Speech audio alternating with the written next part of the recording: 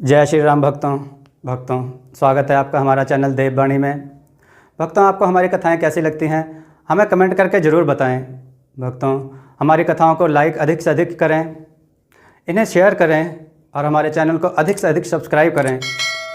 भक्तों, आपसे एक गुजारिश है, हमें इंस्टाग्राम पर फॉलो करें जिसका लिंक डिस्क्रिप्शन में दिया गया है।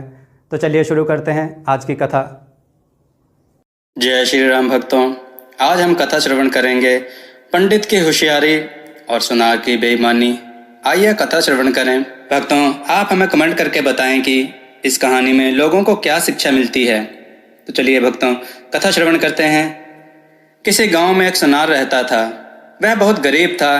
पहले तो उसके पास काफ़ी धन था, परंतु जब उसने एक सेठ के साथ धोखा किया, उसके साथ लाखों रुपए की बेईमानी कर ली, तो गांव के लोगों का उसके ऊपर से विश्वास हट गया और उन्होंने उससे अपने गहने बनवाने बंद कर दिए, जिसके कारण उसकी दशा दिन प्रतिदिन बिगड़ती चली गई और अंत में वह इतना गरीब हो गया कि उसके घर में एक समय ही चूल्हा जलता था। उस सुनार के पड़ोस में एक ब्राह्मण रहता था। दोनों अच्छे दोस्त थे। ब्राह्मण कथा आदि सुनाया करता था, जिससे उसे सारे लोग पंडित जी के नाम से पुकारते थे। एक दिन लोगों ने सोचा कि अब कहीं कमाने चलना चाहिए, जिससे कि घर का पालन पोषण हो सके। ऐसा विचार करके शहर पहुंचे। शहर में पहुंचकर दोनों ने एक अच्छा स्थान देखकर अपना अड्डा जमाया। सुनार तो गहने आदि का लेन देन करने लगा और पंडित भी अपने पोथी पत्रा फैलाकर बैठ गए। अब दोनों ने महीने भर में खा पी कर कुछ पैसे कमाए। इस प्रकार उन्होंने 6-7 महीने काम करके कई हजार रुपए बचा लिए। जब 6-7 महीने हो गए तो सुनार ने कहा, पंडित जी, अब तो हम अपने गांव जाना चाहते हैं। अब तक बहुत कमाया, अब घर चलना चाहिए। तुम्हें चलना है या नहीं? पंडित जी ने उत्तर दिया, भाई, मुझे तो जाना नहीं है, तुम चले जाओ, परंतु यह मेरे 10,000 रुपये मेरी स्त्री को दे देना। यह कहकर पंडित जी ने सुनार को 10,000 रुपये दिए और एक सरकारी कागज मंगवाकर उस पर सुनार से लिखवा लिया कि पंडित जी ने मुझे 10,000 रुपये अपनी स्त्री को देने के लिए इस तारीख को दिए हैं। यदि मैं इन रुपयों को उसकी पत्नी को नहीं दूं तो वह मुझसे 20,000 रुपये ले लेगा। यह लिखवाकर पंडित जी ने सुनार से हस्ताक्षर करवाए और कागज को अपने पास रख लिया। इसके पश्चात सुनार चला गया। वह घर पहुंचा तो उसने 20,000 रुपये अपनी पत्नी को दिए और सब हाल सुनाकर कहा कि इसमें से 10,000 रुपये पंडिताइन को दे आओ।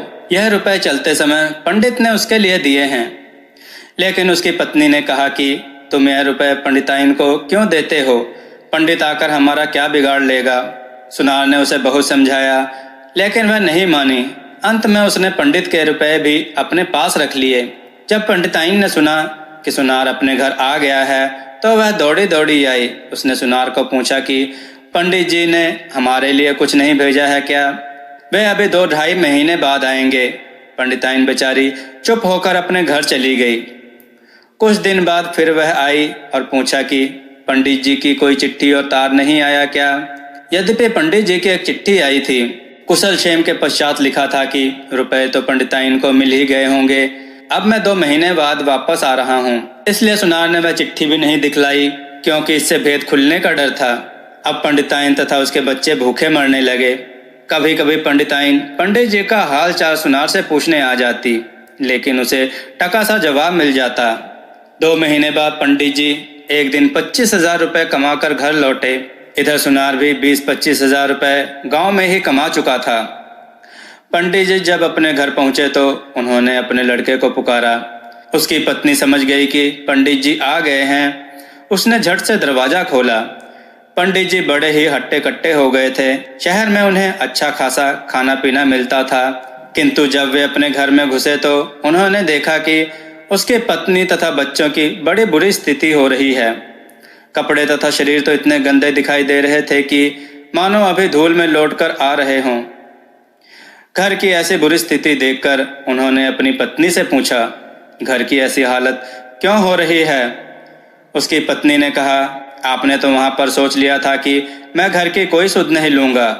चाहे जो भी हो, जब घर के सारे स्त्री बच्चे मर जाएंगे तब घर लौट के जाऊँगा और घर में अकेला आराम करूँगा। पत्नी की बात सुनकर पंडित जी ने कहा, कैसी बातें करती हो? मैंने तो मित्र सुनार के हाथ 10,000 रुपये और एक चिट्ठी भी तुम्हारे लिए भेजी थी। पत्नी ने कहा, क्यों झूठ बोलते हो? रुपए कहाँ भेजे थे? 10,000 रुपए और चिट्ठी क्या? मुझे तो एक पैसा तथा कागज का छोटा सा टुकड़ा भी नहीं मिला। पंडित जी को शक हुआ कि कहीं सुनार ने चिट्ठी और रुपए दबा तो नहीं लिए। वह झट से अपनी पत्नी को लेकर सुनार के यहाँ पहुंचा। सुनार ने पंडित को देखते ही समझ लिया कि यह रुपए के बारे में कुछ कहने आया है। पास आने पर सुनार बोला, राम राम पंडित जी, कहो कैसे आना हुआ? पंडित जी ने राम राम करते हुए कहा, क्यों भाई, तुमने रुपए और चिट्ठी तो बिल्कुल दबा कर रख ली है। सुनार ने चौंकने का नाटक करते हुए कहा, कैसी चिट्ठी और कैसे रुपए? पंडित जी ने झट से वह कागज जिस पर शर्त लिखी हुई थी दिखलाया। लेकिन सुनार बोला, मुझे कुछ नहीं पता, तुम मुझे बेवकूफ़ बना रहे हो, मुझसे रुपए ऐंठना चाहते हो। पंडित समझ गया कि यह ऐसे रुपए नहीं देगा।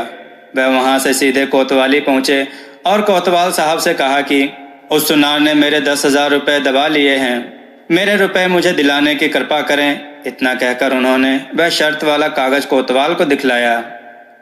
कोतवाल ने कागज देखा तो उसे विश्वास हो गया कि रुपए पंडित ने सुनार को दिए थे। वह उसी समय 2 सिपाही लेकर पंडित जी के साथ चल दिया। जब वह चारों सुनार के घर पहुंचे तो सिपाहियों और कोतवाल को देखकर सुनार बहुत डरा।